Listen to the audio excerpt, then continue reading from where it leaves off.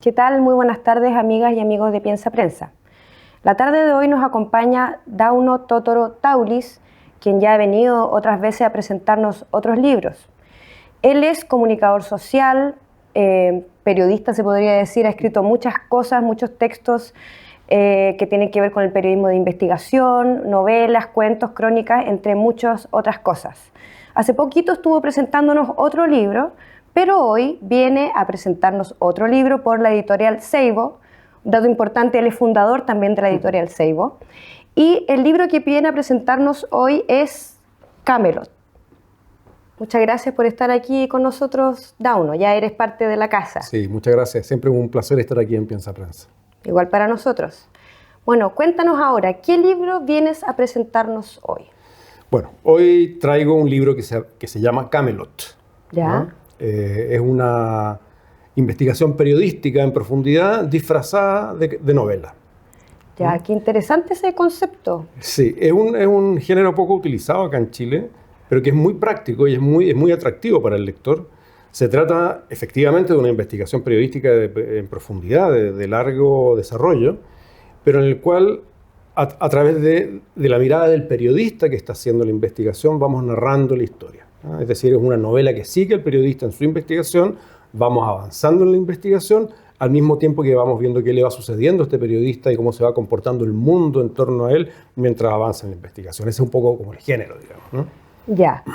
¿Por qué se llama Camelot? Bueno, se llama Camelot, aunque no lo creas, por el castillo de Camelot, del rey Arturo. Ya. Este es un libro que trata acerca de un programa de intervención norteamericano, de la inteligencia norteamericana, que empezó a funcionar a comienzos de los años 60, bajo el gobierno de J.F. Kennedy. ¿ya? J.F. Kennedy le planteó a sus arturianos, porque así lo llamaba, a sus arturianos, la tarea de entenderlo todo, conocerlo todo, para poder manipularlo todo. ¿ya? Lo interesante es que la familia Kennedy se considera a sí misma, históricamente se ha considerado a sí misma, descendiente directa del rey Arturo. ¿ya? Tienen esa alucinación. Entonces, ellos gobiernan desde Camelot, ¿no? Desde su castillo. Y el presidente Kennedy se planteaba que iba a gobernar los Estados Unidos con la piedra de la inteligencia y de la intuición y el acero de su espada, ¿no? De Excalibur. Por eso se llama Camelot. Hay toda una cosa fantasiosa, novelesca. Tremenda, y aparte del poder, ¿no? El poder. Es interesante eso que señalas acerca de conocer para dominarlo todo. ¿Cómo lo podemos ver esto en este libro? ¿En qué se representa? Mira, esto tiene una historia. La propia historia de cómo se desarrolla el libro da la pista. Resulta que hace muchos años, ya unos 20 años, justo antes de que muriera María Maluenda, que era actriz y había sido diputada en la época de Eduardo Frei Montalva, cuando era jovencita. Sí. María Maluenda era comunista en esa época, había sido, y era diputada en la época de Frei Montalva, en el 64-65.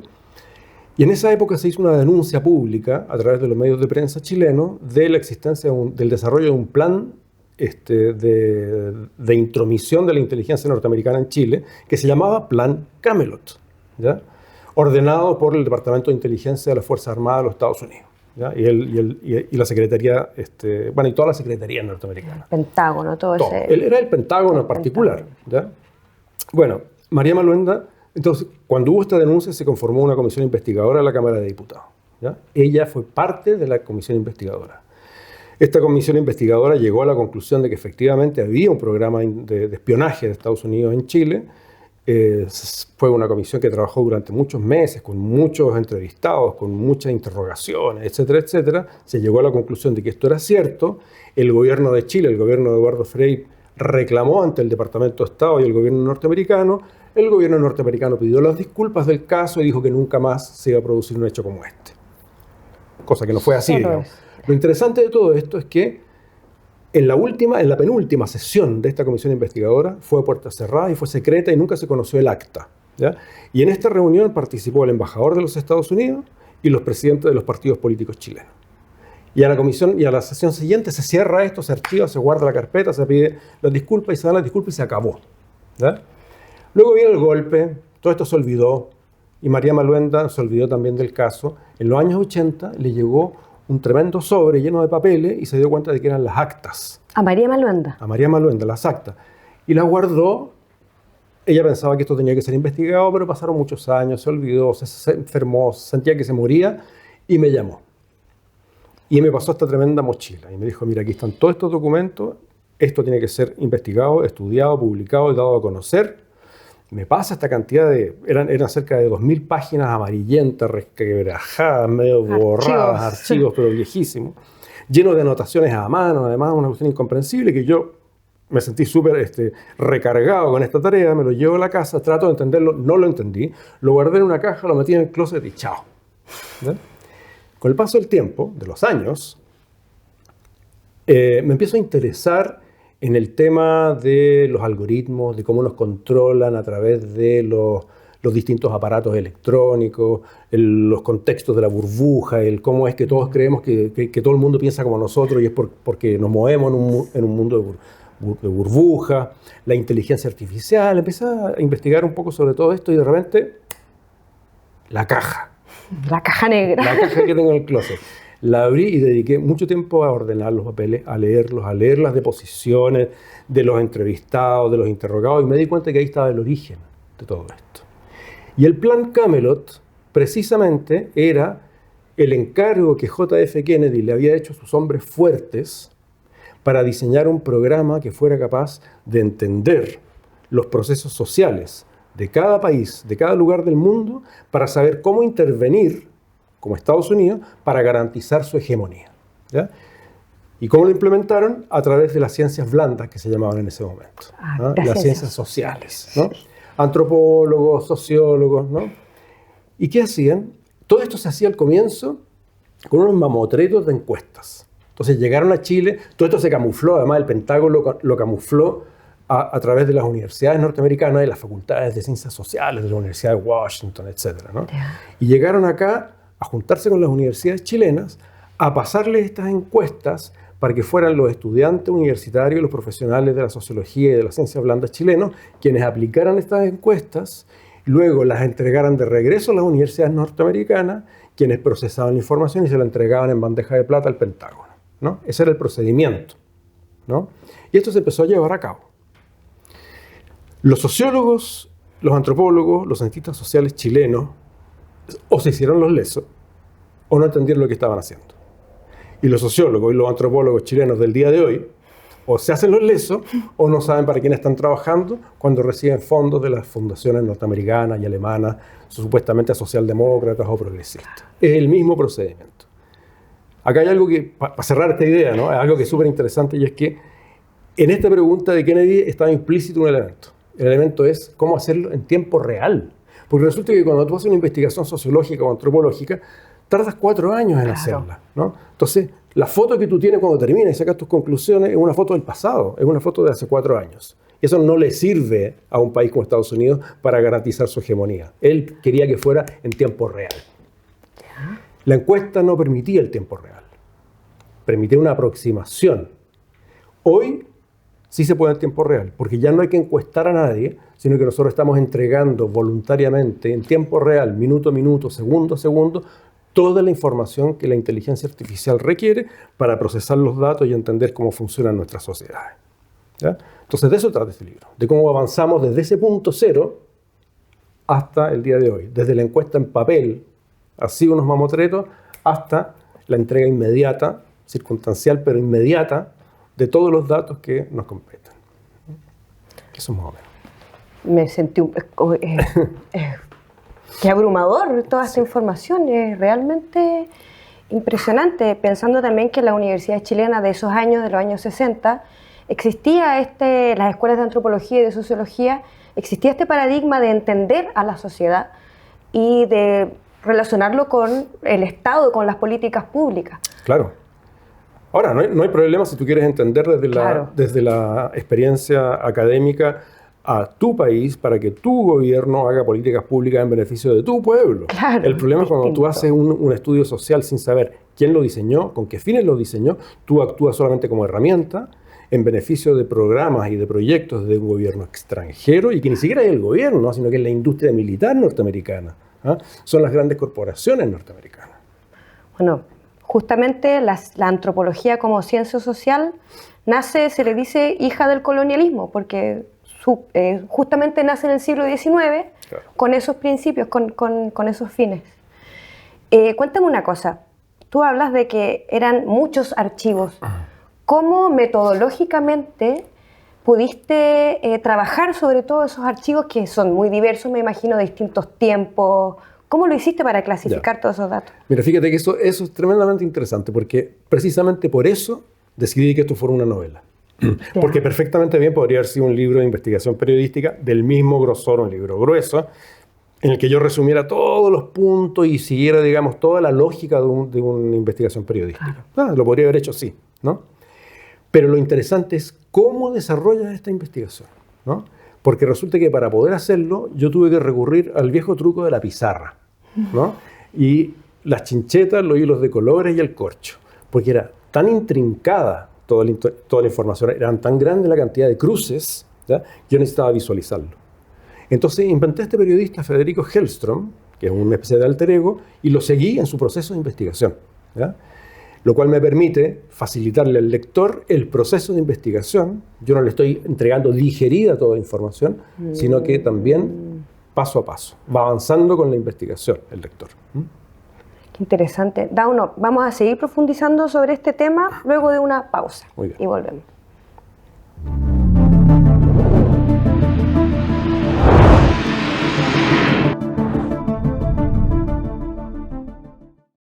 Retomamos nuestra entrevista con Dauno Totoro-Taulis, que nos viene a presentar un libro muy interesante, que es Camelot, y que en el primer bloque ya nos estuvo contando acerca del proceso de investigación que lo llevó a escribir esta novela.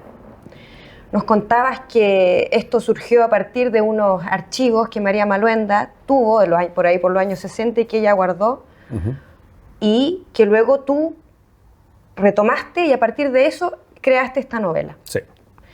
Quisiera que nos dijeras cómo fue que se te ocurrió crear este personaje que en el fondo estaría siendo el investigador en el fondo. Claro. ¿Cómo cruza la investigación, por decirlo de algún modo científica, con la parte ficcional? Claro, como te decía, o sea, yo llego a la conclusión de que hay que hacerlo novela, ¿ya?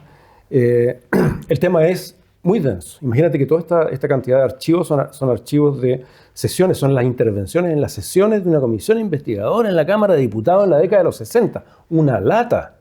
¿Ya? Si tú lo planteas desde ese punto de vista, es una lata. Lo interesante es cuando esto tiene imbricaciones con el presente, ¿no? Cuando esto empieza a atravesar pantanos de turbiedad, de espionaje, ¿no? Cuando esto se empieza a convertir en una novela. Claro, pero en una novela real, ¿ya? Esto vendría a ser una especie como de novela de no ficción, ese sería como el género, ¿no? Yeah. Entonces, para poder contar esto y para poder avanzar junto con el lector en la resolución del misterio, yo creé este personaje, que es un periodista llamado Federico Hellström, un periodista mexicano, que es una especie de alter ego, ¿ya? Entonces, es él el que recibe estos documentos, ¿ya? Es él quien tiene que llevar adelante esta investigación y lo vemos a él, lo seguimos en el proceso de investigación haciéndose las mismas preguntas que me hice yo en su momento, pero haciéndoselas en el libro, ¿ya? Entonces tú a lo que aspira, digamos, con este libro es a que el lector se siente identificado con el investigador y en el fondo el lector también vaya investigando a la par del investigador. Tú no le estás entregando el producto terminado, no le estás diciendo esta es la verdad. Ahora, lo que sí es muy importante es que todo cuanto aparece aquí es real, ¿ya? Aquí están todos los archivos, están presentados de forma tal en que se pueden leer, pero son todos reales. Todos los personajes que aparecen acá, ¿ya? Son reales, con excepción de aquellos que nos permiten dar el salto desde aquel momento hasta el presente en la inteligencia artificial, ¿ya? Es decir, ahí yo hago una atadura, ¿ya? A un mundo de investigación que salta de la parte de los archivos de la comisión investigadora hacia ahora. Y eso ya también es parte de la investigación, ¿ya? Pero está fuera de estos archivos, de estos documentos. Yeah. Qué interesante cómo se van mezclando y cómo, como estrategia también,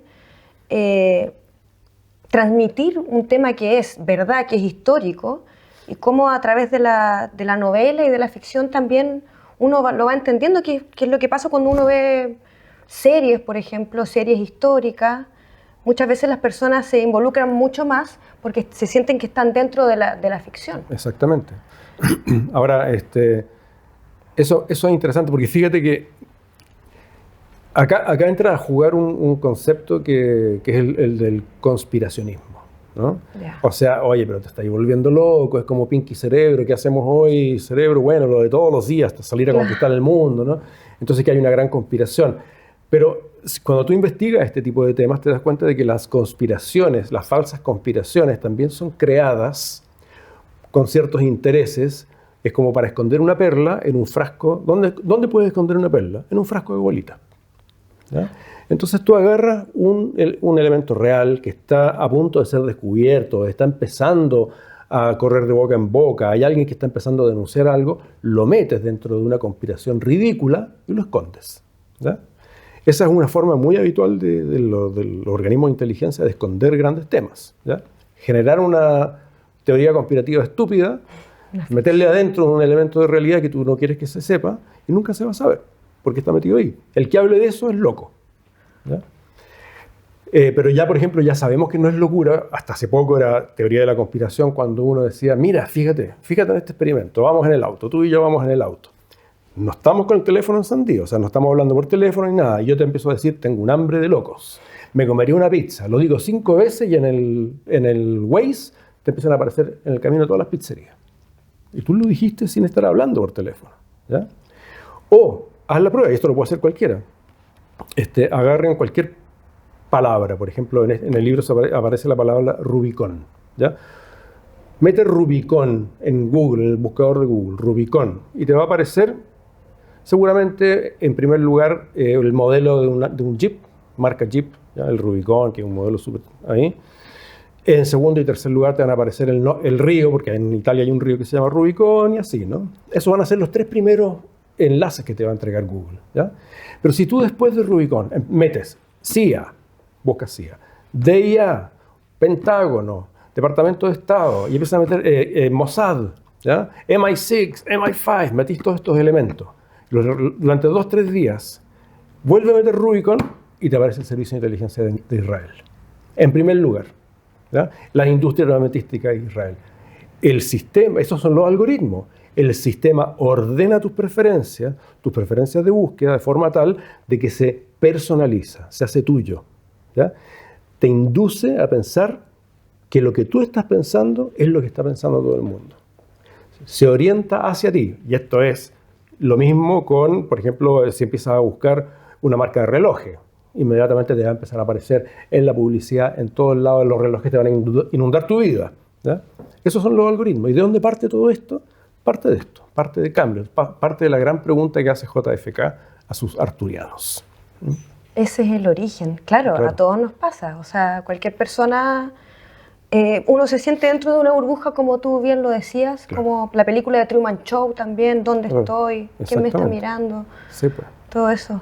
Sí, sobre eso te quería preguntar, sobre, claro, ¿cuál fue el salto para hablar de la inteligencia artificial? ¿Y qué opinas de eso, de lo que está pasando hoy en día con la inteligencia artificial en relación a esto? Claro, bueno, como te decía, el gran salto se debe a cómo procesar la información de forma tal de que tú puedas tener una foto en tiempo real. O sea, que tú puedas interpretar la realidad con la suma de la información del instante, del segundo, ¿no? O sea, que tú puedas tomar decisiones desde el poder, ¿no?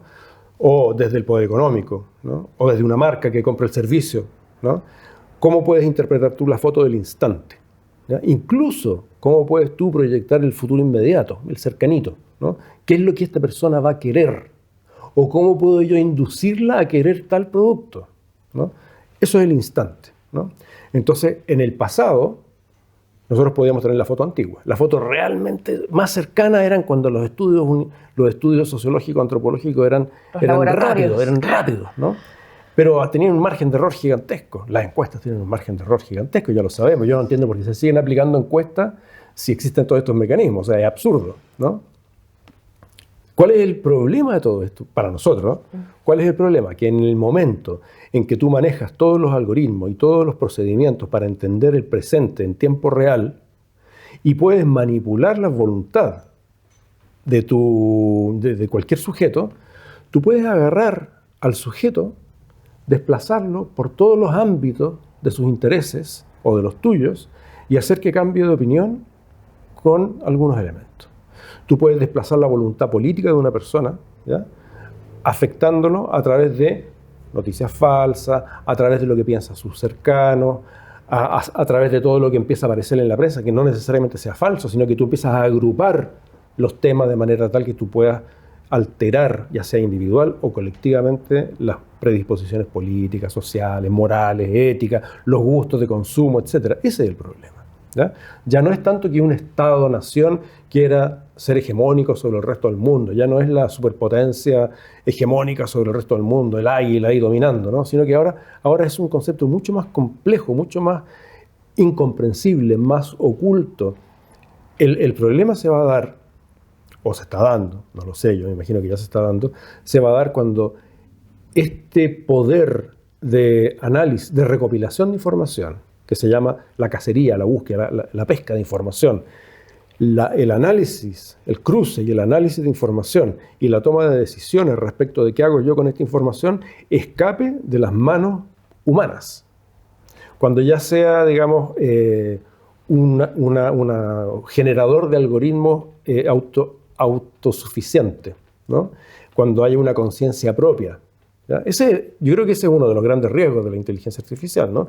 Que va a estar alimentada, digamos, con una cantidad de información tan grande, tan instantánea, tan incomprensiblemente grande para nosotros, que las decisiones que se tomen, nosotros nos vamos a poder preguntar en su momento quién está tomando esas decisiones y con qué objetivo, ¿no? Yo creo que ese es el gran riesgo. Sí, tremendo. Se podría decir casi que es el imperio del algoritmo. Pero el algoritmo no es alguien. Claro. ¿No?